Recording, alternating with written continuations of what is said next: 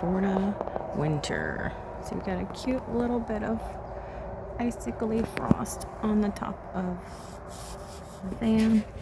And we got a cat coming to visit us who's probably cold, but he had a warm place last night. Hey, buddy. It's about as frosty as we're getting today, but it's exciting and cold.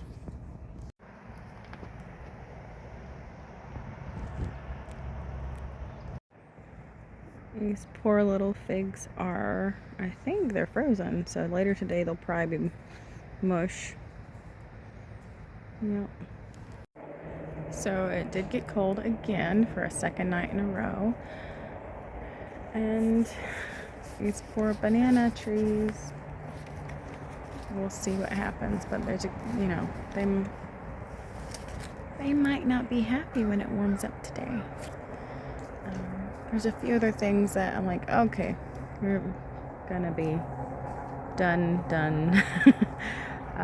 But we'll just kind of have to wait and see what happens when things warm up today. There were some figs in the front yard, and there's some tatsoi over here in the garden, but tatsoi likes the cold, so we'll see how much it likes the cold. I'm not sure. You just never really know. Like, if you have a pocket that's a little warmer than other areas, it's more secure. And then there's some things like turmeric and ginger, which it's fine if the leaves die back, because the good stuff is under the ground, right? So we'll just see how things went.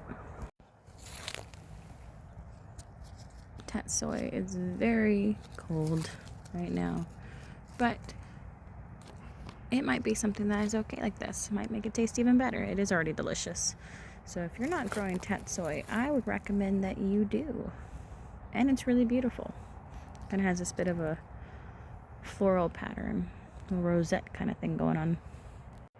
I did try to water everything really well yesterday, but some things are just not happy with the cold.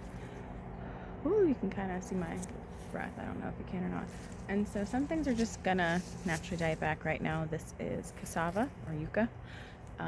All the good stuff is under the ground anyway, so it's time to chop him down a little bit so that he could put all his energy into under the ground until it got warm again.